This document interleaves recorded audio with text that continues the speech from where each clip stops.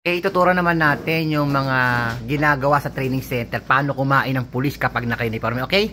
Okay, paano nga ba? Okay, una, pagka-pansit, okay, iikot-ikutin yung pansit. Yan. Ngayon, pag nakaikot na, medyo isusubo. Yan. Pag sinubo, kailangan hindi lumalapit ang ulo. Yung ano lang, tinidor lang. Yan, tinidor lang. Sige. Yan, yan. Tapos yung pagnguya, kailangan nakasarado yung bibig. Paano pagnguya? Yan. Ayos yung pagnguya. Yan. Tapos kukuha ulit ng pansit. Okay. Pag nakuha ka ng pansit, yan, yan, medyo, yan. Tapos yung pagnguya, paano? Yan, hindi dapat nakikita yung ngipin. So, inom naman ng kape. Paano pag inom ng kape? Yan. Okay. Pag inom ng kape, dapat hindi lalapit yung kamay. Dapat ano lang, dapat pala lalapit yung kamay punta sa baso. Ay, tatanggalin mo muna yung yung tinidor. Ulit, take to. Okay. Tatanggalin mo muna. Okay.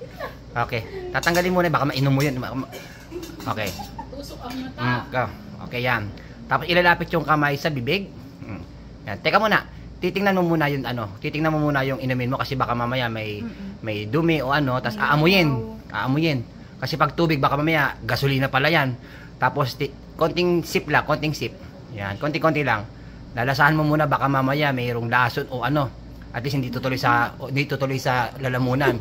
Tapos sige. Dire-diretso na yan. Yan. Tapos ilalagay yung baso sa gilid.